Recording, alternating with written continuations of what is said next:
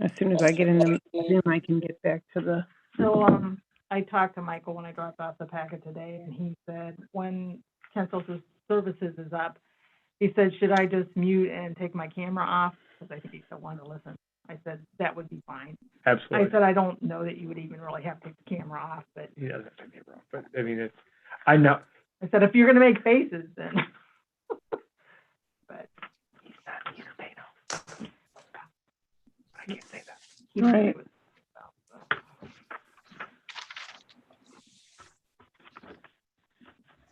When we're not. Michael, I'm glad you joined the right meeting. I was a little nervous there for a minute.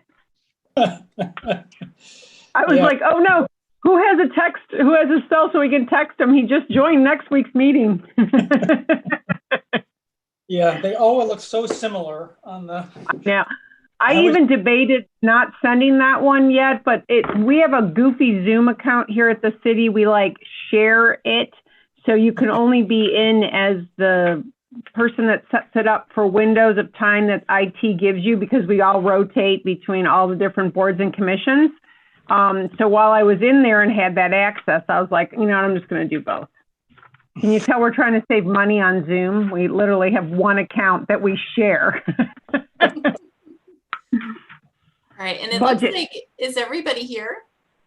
I believe you have all the members and the representative for FNCS, the one who's speaking to the case is here, so we can start. There were a few other people that accepted, but we can move ahead with who we have.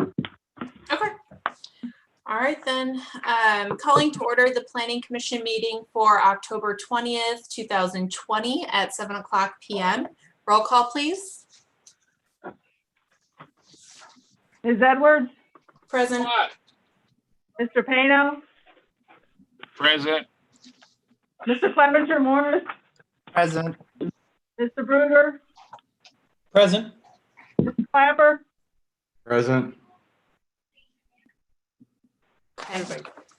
The Planning Commission operates in accordance with the provisions of the Kent City Charter, the Kent Zoning Code, and subdivision regulations, all of which establish the powers and duties of the commission.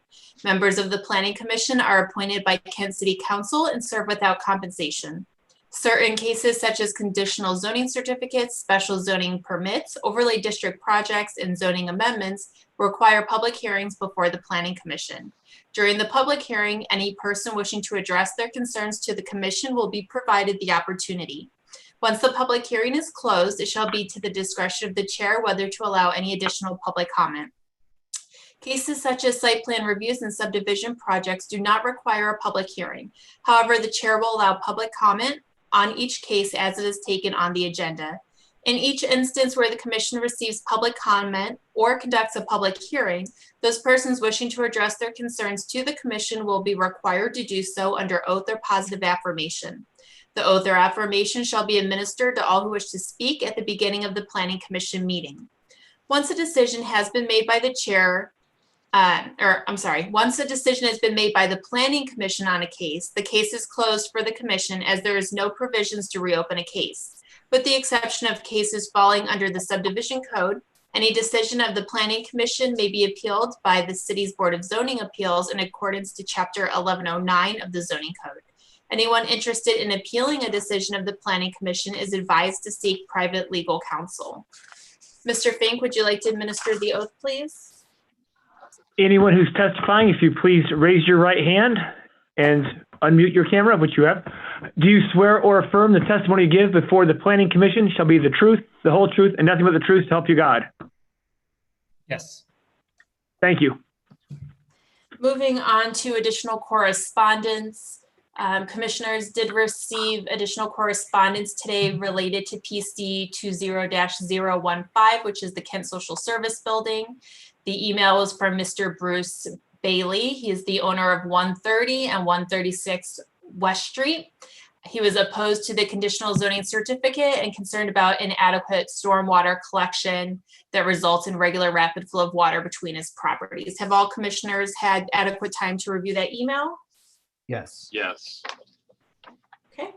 Yes. Moving forward, we have no old business, so we will go directly to new business. The first case today is PC 20-001, which is the Claiborne Ford proposed site plan. Claiborne Ford is not ready to present at this time and is requesting continuance to the November 17th, 2020 meeting. So then we move on to the next new case, which is PC-015, the Kent Social Service Building Expansion and Renovation. That's at 1066 South Water Street. The applicants are seeking a conditional zoning certificate and site plan review and approval to renovate and expand the building. The property is RC, High Density Multifamily Commercial Zoning District. Would staff like to present, please? Yes, thank you. So Kent Social Services is operating as a food pantry and a hot meal program and has done for quite a number of years now. So before that, it was a restaurant, and we are considering this facility as a restaurant when it was reviewed. They're proposing to renovate the facility to construct 2 additions. One is on the southwest corner to provide a separately defined pantry space and administrative offices. And the other addition is on the east side to expand and update the dining room. There will also be exterior renovations that include a new entrance and outdoor seating area. Restaurants are conditional use in the RC zoning district, and I have listed the conditions required in 1171. Staff feels all these have been met. They are also updating their parking area. To put the outdoor seating area, they're actually removing pavement to put grass area. And they are adding a PARTA bus stop since there isn't one on South Water Street. They're required to have 24 parking spaces, and they are providing 38, so that is being met. All the utilities remain the same except for the stormwater, and they are putting an infiltration method in the rear of the building, which was, or the rear of the property, which is the downhill part. Their engineer and I had many discussions on what needed to be done to satisfy the stormwater, and what they have proposing does meet our code. Let's see what else. The sign is going to be replaced, but that's going to be done under a separate permit. There are no changes to the lighting proposed.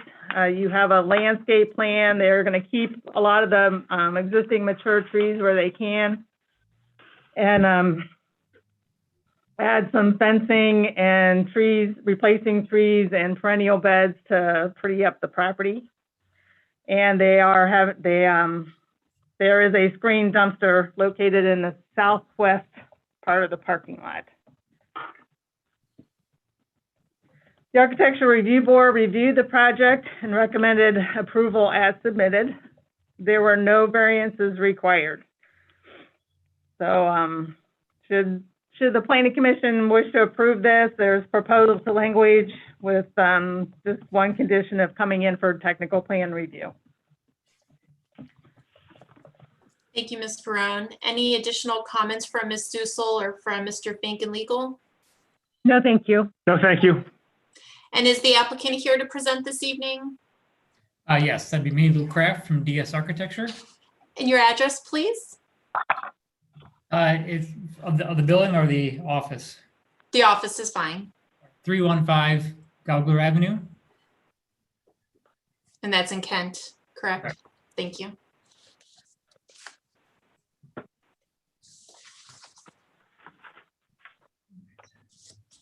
Go ahead and share my screen here. All right. Well, the city did a very good job explaining the project. It was very thorough. Just to kind of reiterate a couple of points. Well, first of all, can everyone see my screen? It's No, it's not up. Yeah. Let me try that. All right, how about that? There we go. Now you got it. All right, There we go. perfect. To reiterate a couple points, functionality wise, there's two main components to this building and the project, and that's the pantry and the hot meal service.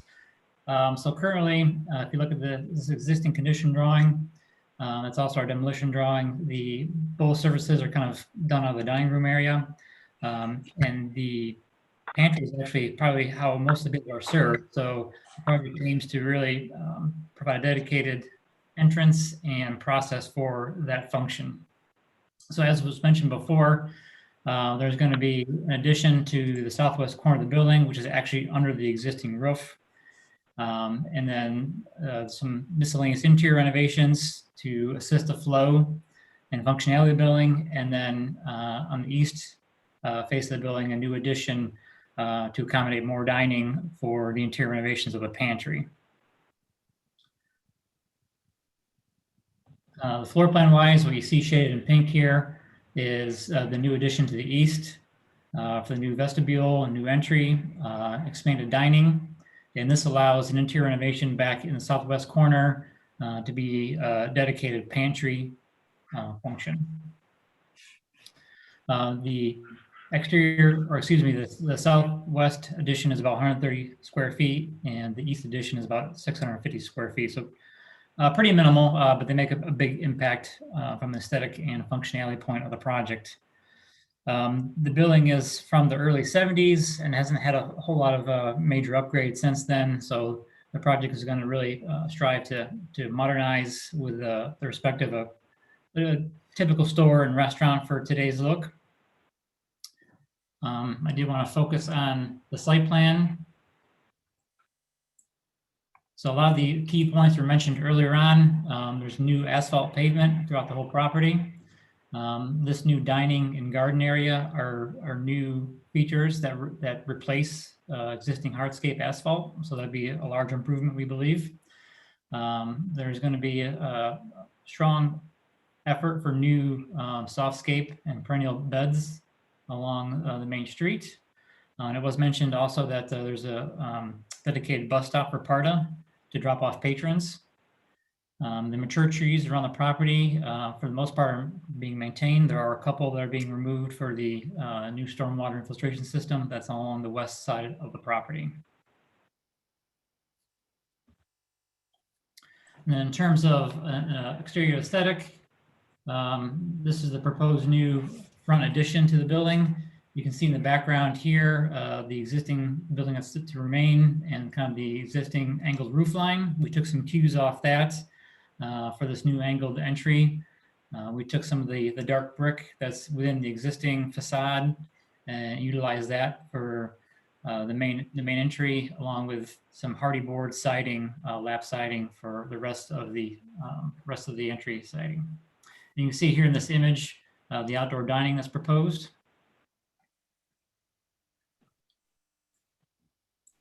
Just another angle that shows the entry, some new glass into the dining hall. And again, that outdoor seating area. Looking at the south part of the building, again, this is the new front addition, new storefront windows along the south with some canopies. And here is the dedicated entry to the food pantry. Then just a couple other images of the intended look of the project. On the interior, it'll get new finishes and new lighting and just updated decor on the inside. Again, trying to make it a more modern and respectful type restaurant. The brick that's proposed is the Endicott Dark Iron Spot, which is very similar to the adjacent McDonald's. And we have the proposed siding, which is the hardy board in the rich espresso color, very complementary to the surrounding conditions. Then in terms of site, we do have a full site civil package that was developed and submitted to the city for review. I don't know that it's necessary to go through all of it, but a couple of the key points. Again, we're removing and replacing the asphalt around the building. Some of it will be remained, but it'll be milled down and recoated, so it'll all look uniform and consistent.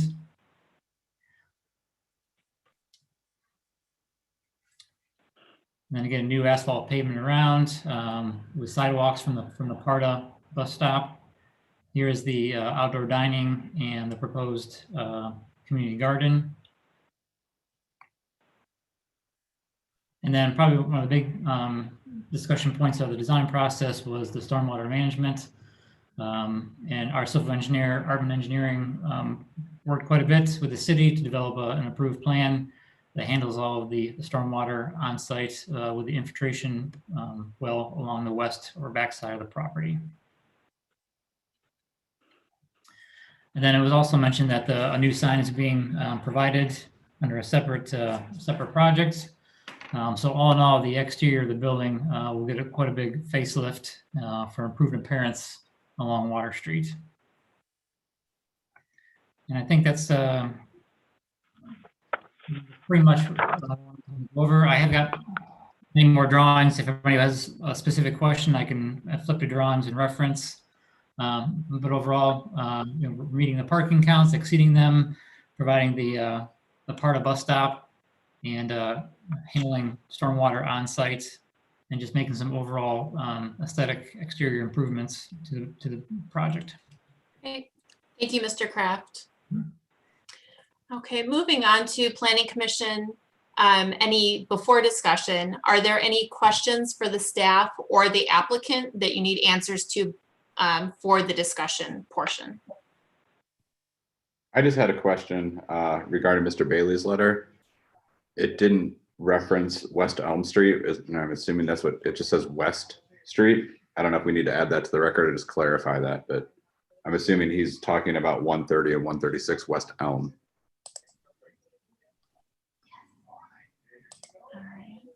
This letter, we really can't change. Yeah. Yeah, I just didn't know if we need to clarify or not. Said it's his letter, so I don't think we can really do anything to alter it. We can make presumptions or assumptions, but I would not do anything for the record to suggest the letter's anything other than what he wrote. Sounds good to me. Thank you. Any other Because commissioners there is have a any West Street, questions? Even though it's not, there is one, you know what I mean? But it's not there. I know, it's not there, but there is one. I've never had that question before. Mr. I guess Painter? I have a question in regards to the number of parking places existing versus new, and I assume that it meets the requirements. You have it. Yeah, so I believe it was 24 was required and 38's been provided. 38 were provided. Yeah, Yes. yeah, you have it in your staff report. Yes, he's got the number. 28 required, 38 provided. 24. What'd I say? 28. 24. It's in the parking section in the staff report. The required is a minimum of 24 with 38 provided. How come so many more were provided? Well, I believe that there's kind of a function of what's there now and continuing to serve the same needs for the patrons that use the facility now. Okay, I guess I have another question because I think you brought up the fact that you stated that you're saving a majority of the trees, but from my calculations you're cutting 10 of the 16 trees down for the retention pond, it seems like, because there's been some mention of that. I understand you have to cut trees down, but. Right, so I guess the comment was more towards the larger mature trees. So a lot of the ones that we are cutting down are 12 inches in diameter, but the larger 20 inches, 30 inches, 15, we're trying to maintain those larger ones. Okay, but the retention pond then is part of the fact that you have more parking and almost a third more parking than required. But also we are actually reducing impervious pavement from what's there now as an attempt to reduce the amount of stormwater on the site. Okay, well that was one of my questions, and the pavement prior to the pavement that's going to be new? Yeah, so currently, I don't know if you can see my cursor right now. Hopefully the drawings are still showing. This area right now is pavement and it's parking, and it's being replaced for the outdoor dining and the community area. Okay. We're actually reducing parking from what's there now. Then I guess my other question would be, you stated that you weren't adding any site lighting, I assume. That's correct. The existing lighting is to remain. So you don't, is there any requirement for lighting in where the new parking is in the back of the building? From the city's point of view? There's no code requirement for lighting. So you don't have to light a parking lot? Not in the code, no. Okay. Anyway. Anything else, Mr. Payno? Yeah, I just want to make sure about the number and the trees for landscaping, since they have existing trees. They didn't have to add any more. We do have a couple, I believe, ornamental trees that we are planting. Is there a landscape plan other than the garden and the? Not a specific landscape plan as of right now, no. Is that a requirement? There was one that they were using for a landscape plan that showed the landscape. Yeah, I'd have it's to look. the architectural site plan AS 1.00 shows where the new trees are going to be planted. My apologies, I do have that one. I forgot about that.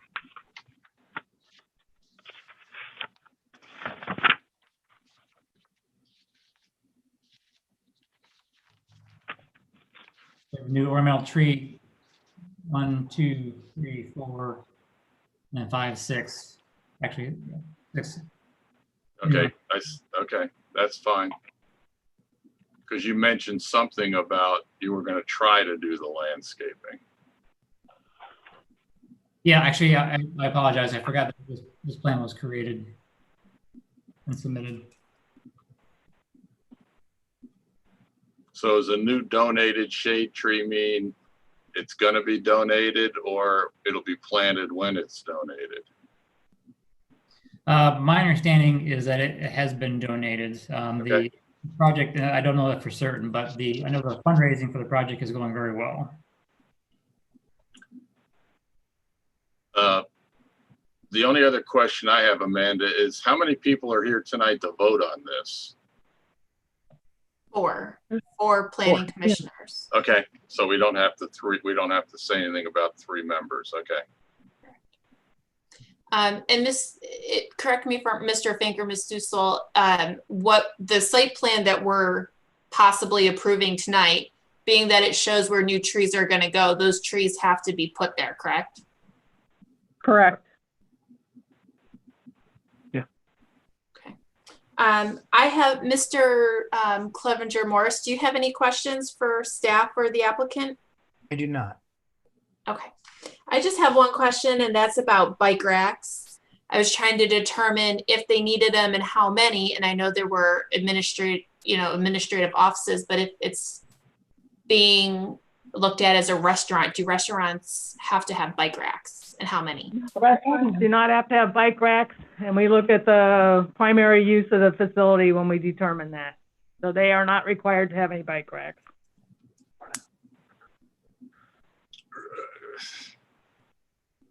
Any other questions before we move on to our discussion? I do have one more question for the applicant about the bus stop.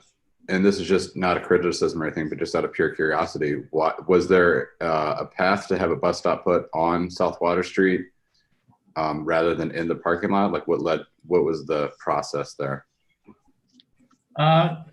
Unfortunately, I wasn't there that part of the design, but my understanding was that there's not a nearby bus stop along Water Street, and that the patrons often use the public transportation. So it was designed into the project to again just to assist patrons in need.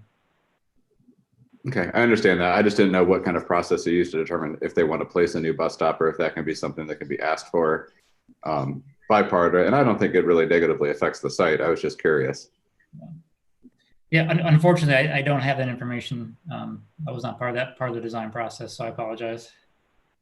No problem. Thank you. Any other questions? No. Hearing and seeing none, I'm going to move along. There is nobody joining us that I can see from the public this evening to ask any questions. So we'll just move straight forward to Planning Commission discussion. Mr. Clapper, would you like to start? Yeah, I think the project looks fantastic compared to what's there now and be a huge improvement on South Water.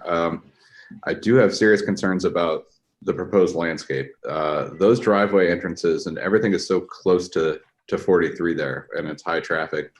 I'm a little bit worried about the sight lines getting in and out with new plantings going in. I know it's an issue other places in the city, but are we going to have cars and now buses creeping out into where there's not a lot of room to get out past the sidewalk to see if there's traffic coming? I don't know if we need to move that back a little bit, or exactly how far back those trees are from the road and what the sight lines are going to be like. But based on the drawing, it doesn't look as bad as it might in the picture, depending on what grows up there. Madam Chair, Yes. we can evaluate that in technical plan review and adjust the location of trees to make sure it's not impeding the site distance. I'm good with that. Thank you, Ms. Brown. Anything else, Mr. Clapper? That's all I have right now. Okay. Mr. Clevenger Morris? I mean, I just wanted to mimic the same concerns. I worry about, depending on the traffic, the bus going in there having a hard time navigating in, but more so having a harder time navigating out, turning across into traffic and having an opening to do so. I also question why the bus stop would be internal versus on the street, but I also understand that, you know, we're limited with the space that we have. So as long as technical review can address those concerns, I don't have any other issues. Madam Chair, I can speak to the placement of bus stops. I've worked with PARTA on other locations. Typically, they evaluate if it's preferable for the route to be an off-site pull position or if it should be on the street, South Water Street, because of the traffic and its configuration. Is not one that they were wanting to add an additional stop to. We've had several other proposed projects where they've actually had the bus stop within the confines of the development. Thank you. So this would have had to have been approved and reviewed by PARTA, and their preference was for one that was on site versus an additional on South Water. Thank you. And I do know, I did apologize for not being part of that design process, but I do know that was reviewed with the part of design staff. Exactly. In board. Yeah. There have been options where developers have actually wanted to have it within the confines of the development, and they've been referred to be an on-street spot. So PARTA makes those determinations on when the on-site versus off-site spot is most appropriate for their current scheduling and the conditions. Mr. Pano? I think the building looks great. The design I have no problems with, and I had all my questions answered, so I'm done. Thank you. Okay. I'll also say that I think the building looks phenomenal. I think the site plan, it was thought out. I think it'll definitely be beneficial to the community. My only two thoughts or concerns would be, it would be nice if a bike rack would be incorporated into it. I know I've seen bikes there laying up against the side of the building or on the concrete when I've gone up there. So it would be nice if those were present. The only other thing is, you know, thinking about our main corridors into our city, and landscaping is one of our things that we're really trying to focus on to make it look inviting. The garden is an interesting concept, and I think it's great for the building. I am concerned of the upkeep and what that might look like in the winter time, and if it's not taken, like I know what my garden in my backyard currently looks like, and that wouldn't be very pretty in front of this beautiful building on the main corridor of the city. So I do kind of wonder how that's going to go during the off season. But I think that the site plan is fantastic. Any other comments? Or would any commissioners like me to go over the basis of determination? Or is everyone comfortable? I'm good. I'm good. I'm good. Okay. Is there a motion?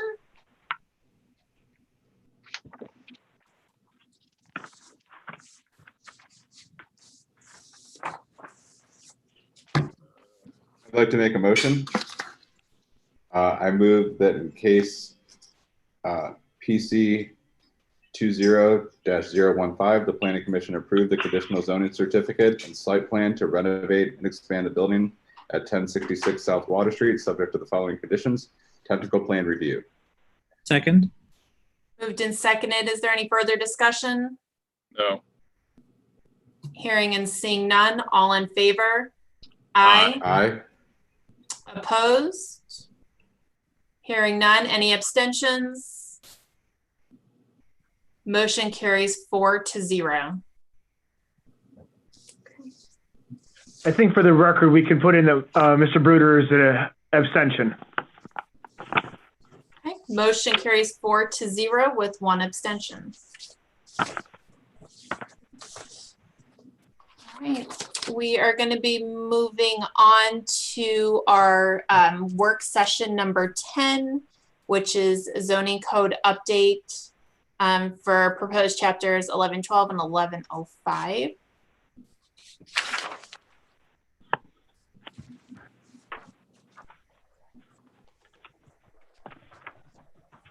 Luke, you can feel free to log off unless you really are interested in listening to the work session. Don't feel obligated to stay through the meeting. All right, thank you. Thank you for everyone's time. Have a good evening. Take care. You too. Bye-bye. It's exciting stuff. I think we should have made it. Yeah. I could tell he was like, should I say? Should I go? Okay, for the chapter 1112, which was the administrative chapter. When we went over this last time, we mentioned that subdivision review should have been placed under the Planning Commission portion. So I know I gave you a lot more information than you needed on a couple pages, but there was one section that says subdivision language here. So that's the part I wanted you to look at. And not only did I add the subdivision review portion, but also you have to approve a park fee.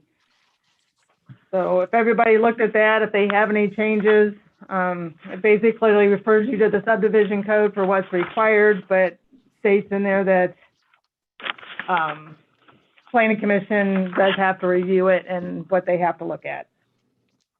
I didn't have any problem with the subdivision section, and I really appreciated the changes from Eric there in the 3 sections outside of that. Okay. So then the 1112 edits as presented, we'll pass those along then to the consultant to include those in our draft.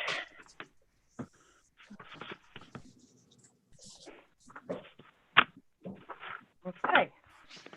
So chapter 1105 is supplemental zoning standards and overlay zoning district. This is the architectural review board's overlay. And we took a lot of things out of here. You notice a lot of stuff is crossed out. And there was another overlay. What was it?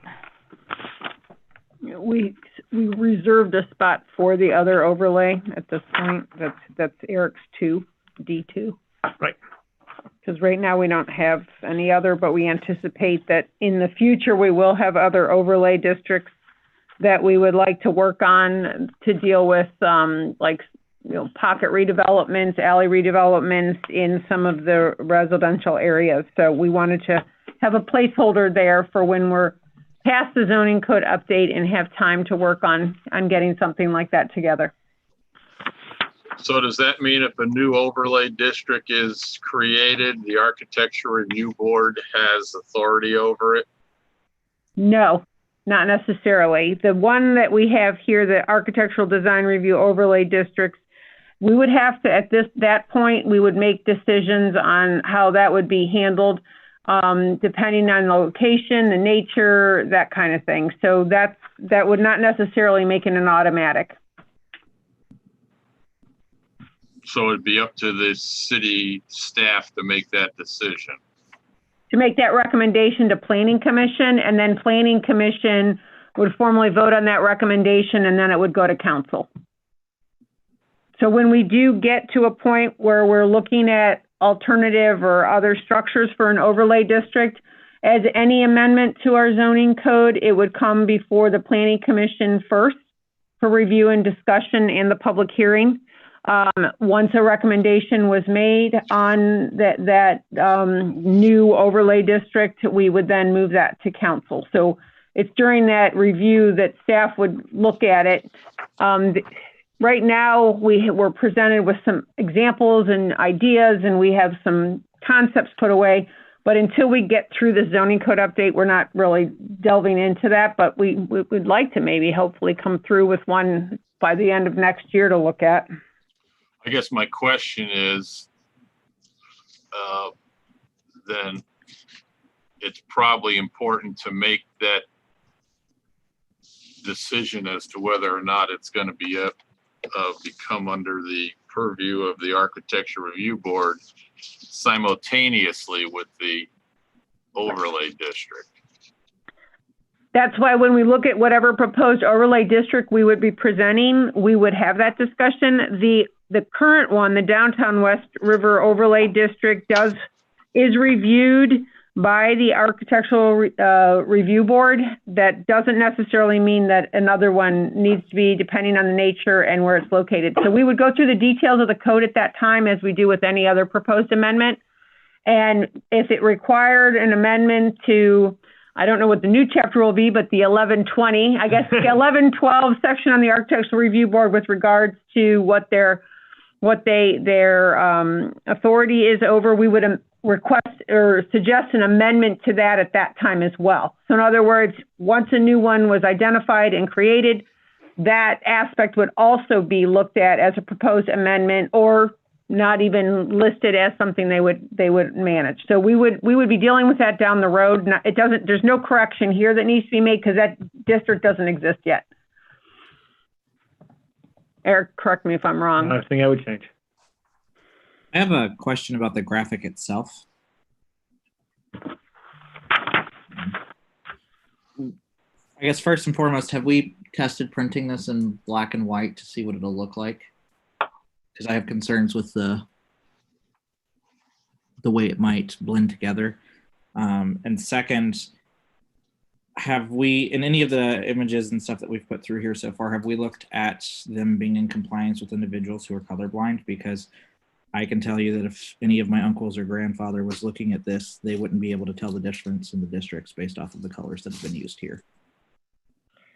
For this graphic, it's an overlay, so it overlays those zoning districts. So really, we don't even need to have those underneath. It's more for identification purposes. The overlay, specifically, the district the Architectural Design Review District itself is with the black boundary.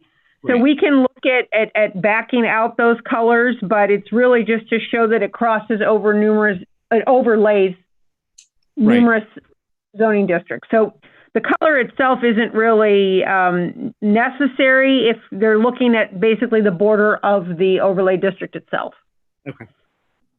Now, So we certainly can try all the other ones in black Sure. and white, or check for the color blind And it might even be better to be larger, like a full 8.5 by 11 landscape size, which would make at least that clearer, that kind of thing. But we can absolutely look at that. Thank you. Okay. I'm not sure what the answer is, but I know during previous discussions about the boundaries of this district, I thought that some buildings were left out, or was it specifically left? Maybe I'm looking at this. Okay. Is this the current approved layout, or is this a proposed layout? No, this is the current approved. We did not make changes to this. So my next question was, the property on Franklin Avenue south of Summit Street, was that ever added, or was that under discussion? I don't remember if it was ever approved or not. There was questions about wanting to add it, but I know it was tabled. It wasn't actually added. So this picture actually would need to be corrected. And I'm almost certain of that. So that property there should not be part of it. Yeah, we'll take it out. It's probably she just took the most updated one she had in the file, but we'll correct that. Well, yeah, it's important. And I'm still questioning why the east side of North Water Street was never part of the overlay district. South of. So, maybe. Bridget, Peter, I'm sorry to interrupt you, but. No, go ahead. What is the process for determining the borders of this? Because I've got about 4 or 5 questions too. From a planning perspective, I think there are some questions. And what is the process, and who has authority to make this district? What is our role? The district was established already, so we would go based on the boundaries as they were depicted and described at the time it was adopted. November 18, 2009. In 2009. But that's not the map we're looking at, because we talked about the houses that were on Columbus Street that had the backs of them that had been included previously. So we're not looking at that map. So somebody's changed it.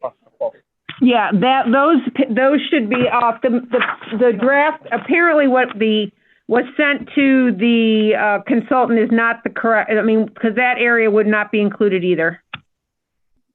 So this is the wrong map. Basically, this is a map that was a draft when they were looking at changes, but that area would be out, as well as the area south of Summit. But the map would be what was adopted in 2009, correct? So please tell us how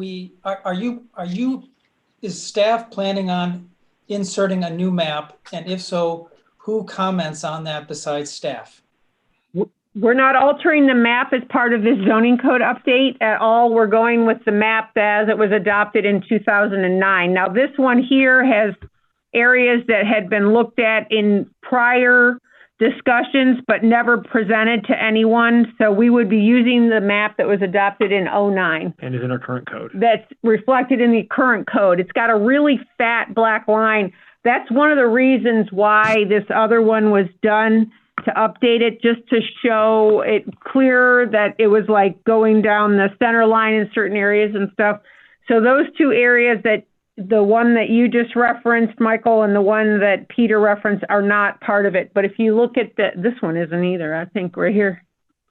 So it's on page 140. Yeah, this map is not what the consultant is using, is not the map that is currently part of the code. The map that this will be the one that is the current code. We will send that updated map out. We will get that to show you. I feel like the other thing that we're tiptoeing around here is, and I think part of the question that Michael might have been asking was, is the Planning Commission in a position where we can make recommendations for changes to this or updates to this, or what is the process to actually update it? Is this something that council does solely on its own? Is it something we will be?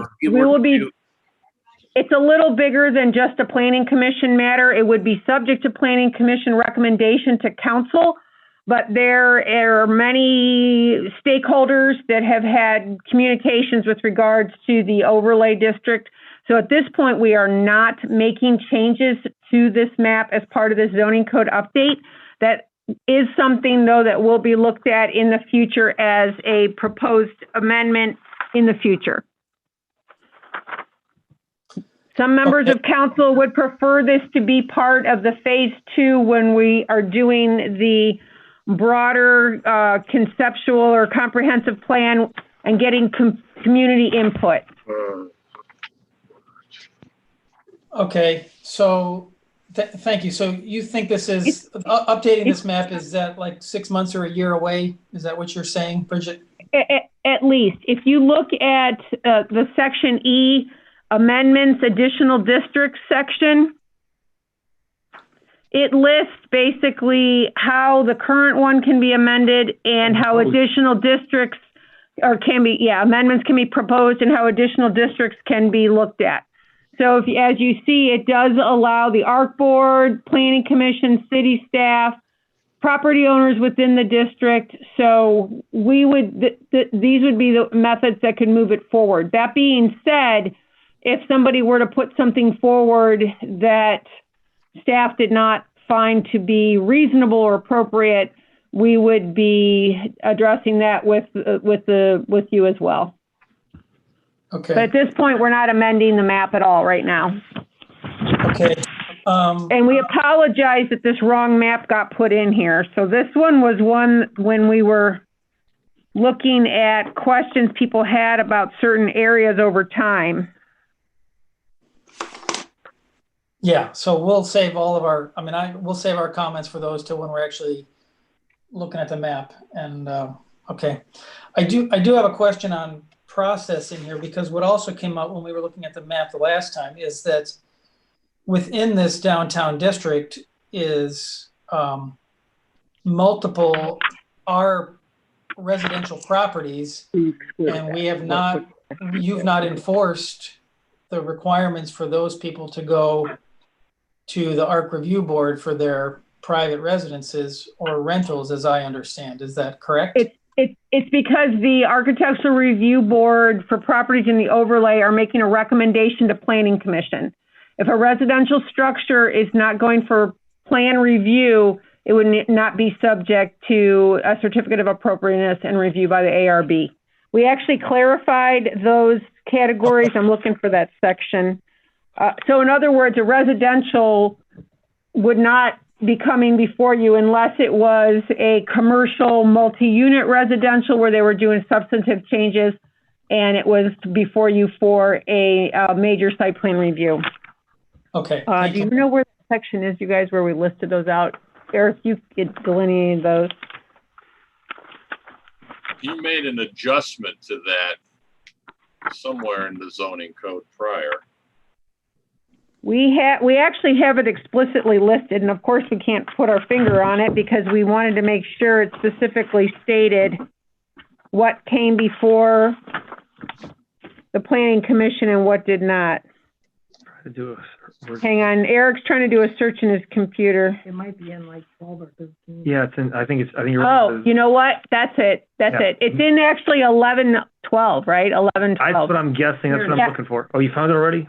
So is it in 1112, Jen? It is in 1112. 111204, Architectural Review Board B. C says single-family residential dwellings are an exception. Okay. Thank you.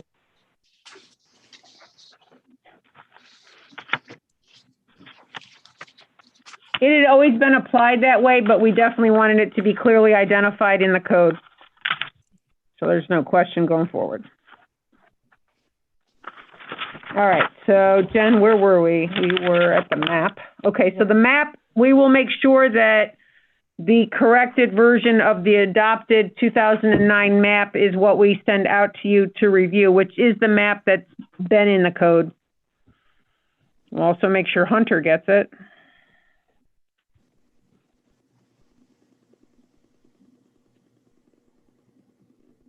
Okay. Are there any other questions about that overlay district? No. The other thing, the other item is that the preservation alternate used to be its own separate zoning code, has been placed in the overlay, so the preservation alternate is now going to be considered like an overlay.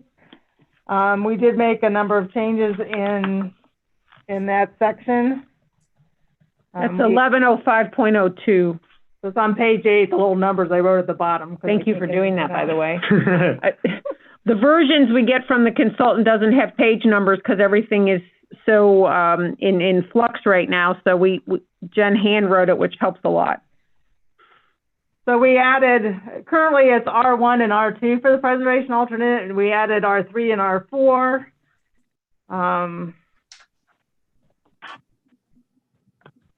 Didn't we change the acreage too? Yes, we did. We reduced the amount of acreage. It had been 10 acres, and we reduced that to 2. Since the community is so built out already, we felt that the opportunity to do this in smaller areas seemed to be, an appropriate approach. But if you disagree, we debated doing 5, but we also struggled to even find where we could compile the last few 5-acre locations. So we felt that the 2 was a reasonable number. They could always seek a variance if they want to go below that.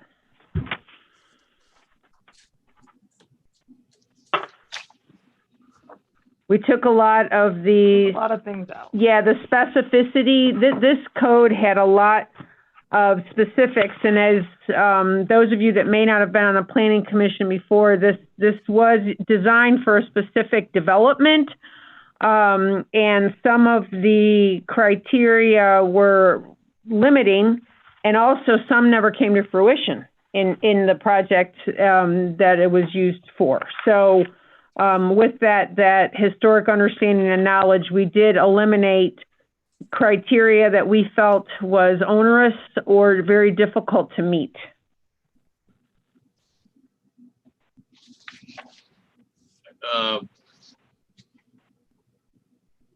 I like the idea, so I don't have a problem with expanding it to the R3 and R4. Did you have any issues with any of the items that we removed or edited? Yes. Okay. Which ones? I'm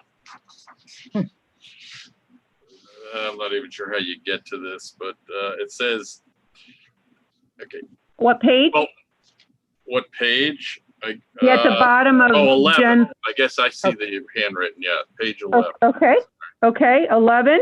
So it'd be A that's scratched off halfway towards the bottom of the page. It's under section 8 or letter 8. It says, each dwelling unit is accessible by means of a private drive. Go back up to 7. Each preservation area of single-family dwelling units must be served by a dedicated street. The maximum right-of-way width for public streets is 60 feet. I'm not sure why. What's the minimum right-of-way in the city of Kent? Is it 50? It's 60. So you can't have anything less than 60 feet? Not at this time. Or more, according to this. Right. 27, what you got 30 and then 15 and 15. Well, I think the right-of-way street width can be somewhat onerous and cumbersome. I think that should be debatable.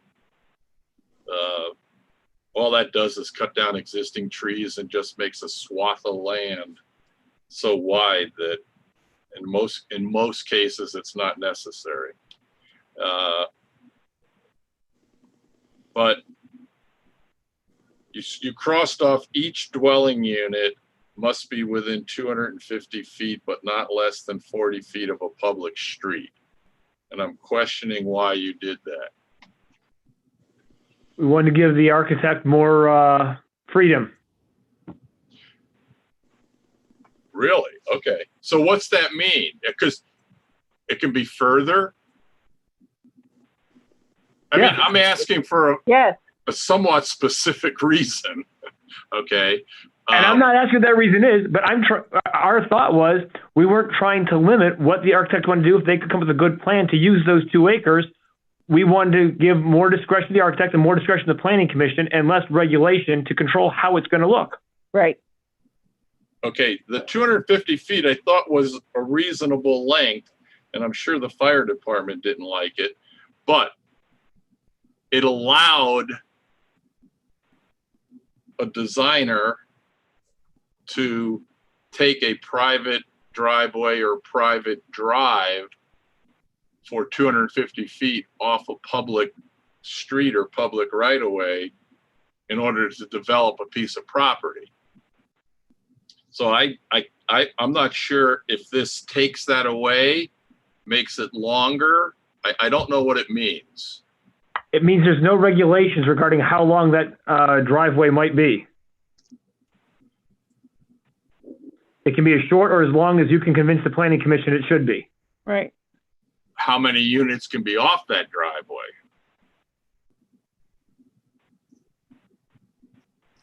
As many as the density allows, I suppose. Okay, Agreed. okay. I'm not so sure that's clear, but then I won't argue that point because that gave the preservation alternate additional flexibility that it needed to make it work, is I guess what I'm saying. And if it was longer, that gave it more flexibility. My other question would be, how is this now going to work under the guise of being a overlay district? Does that mean, does the next project that's proposed, do you have to create the overlay district before the project can proceed, or is that something different? This is basically what we should maybe change if you look at the chapter name, it's Supplemental Zoning District Standards and Overlay Zoning Districts. We would not consider the preservation alternate an overlay because it is not overlaying. Well, I guess we need to think about that. I guess it's But still you a said it was, District. Yeah, it's still a district, but it would almost be like self-created. So maybe we need to alter the title. if you're gonna, but you already said you're gonna create overlay districts that'll be under the purview possibly of the Architectural Review Board. And you would have to have it all approved and go to city council and all that. So does that automatically make the next preservation alternate proposal have to go through that process? It seems like it No. would, based on what you've said. No, we do not consider this preservation alternate an overlay. We do not. So I agree. If we change the title of Chapter 1105 to Yeah. include and preservation alternate, so we can keep Right. the same chapter. right. But definitely, it is not an overlay. It is not an overlay. It is not what we would consider an overlay at all. This is basically the requirements for it. So we'll just we would change the title. Remember, preservation alternate had its own chapter I know at that. some point. So what we're trying to do is logically group for, honestly, what this is alternative, zoning, the overlay, things that fall outside of our normal zoning district. Well, So we just include preservation alternate in the title, like Eric suggested. well, I can see where this piece of zoning legislation, quite frankly, overlays all R1, 2, 3, and 4. Because it's allowed in all those 4 districts under the requirements outlined here. But is it, I think, I'm not a lawyer, but I think there's some ambiguity here somewhere. An overlay district, remember, overlays the underlying zoning district. So what we would do is if at some point there was an alternate overlay that incorporated some of these preservation alternate criteria to allow what you just proposed, it would be called something different. It would be its own overlay that we would yet to be named or criteria. So in other words, we could create an overlay that pulled some of the things from the preservation alternate as well as from some others and create a new one. But we are not envisioning this in its current as an overlay.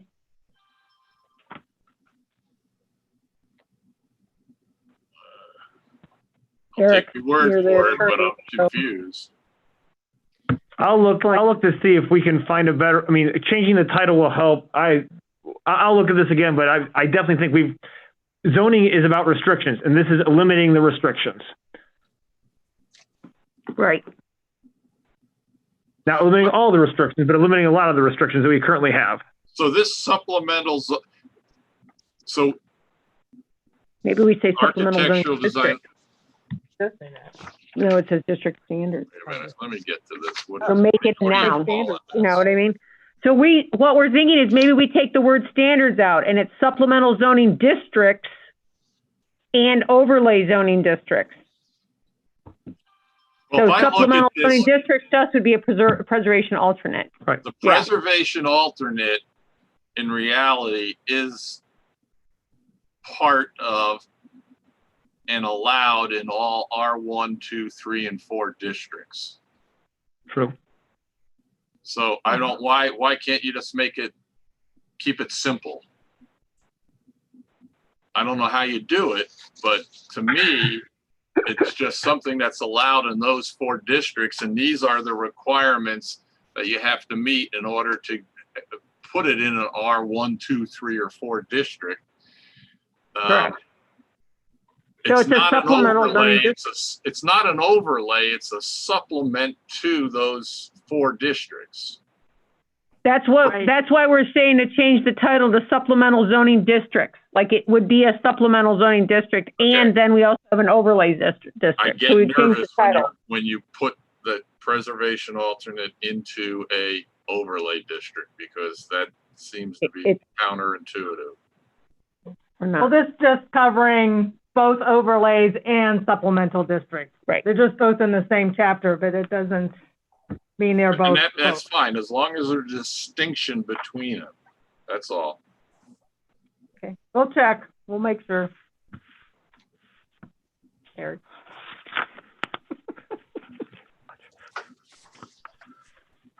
Change the title.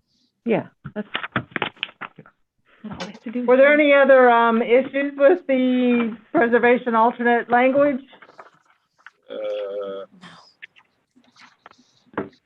Not really. Mostly took criteria out. Required open space way out of the planning commission may grant a variance for this requirement. So that could be done by the planning commission and not have to go to BZA.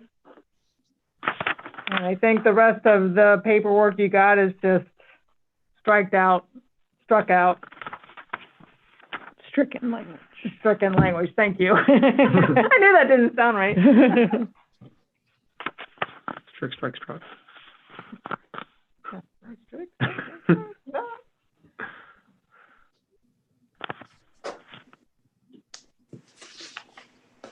The Central City Redevelopment Overlay District was completely eliminated because it's never been applied or used, so. Ever.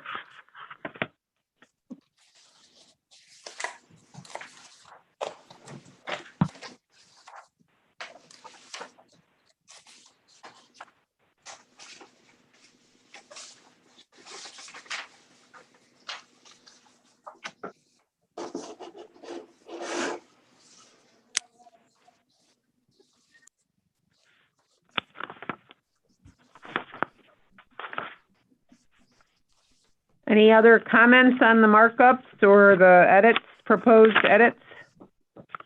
We'll definitely get the corrected map in here and send that out to you so you can see it with more detail. We will definitely make sure we look at the color issue as well as the size. I definitely think this needs to be a full-size sheet. Like it is in here already. Exactly. Button color and thinner ink. Yes, exactly. All right, any further questions or discussion for the work session? Nope. Hearing, Good. seeing none. We will move forward to approving the meeting minutes from the September 15th, 2020 business meeting. Is So moved. there a second?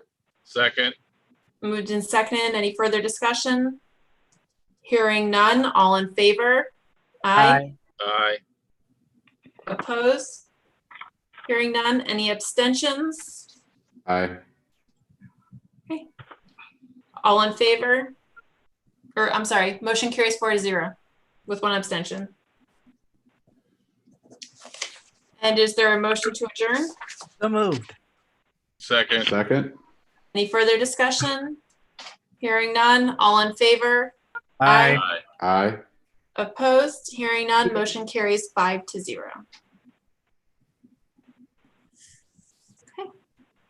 Thank We you. will be back next week, Next Tuesday Yeah. at 5. Tuesday at 5. Yeah, next Tuesday at 5. Okay. Yeah, it's earlier, so we didn't have to have a conflict with the night of the election, so. And that will be, we may not get through that whole section because that is going to be the condition section. Although we did streamline quite a bit, but you know, we anticipate that might need a little more time. So we'll see how it goes. Okay? See everyone next week at 5. Thanks. Good night. Bye. Good night.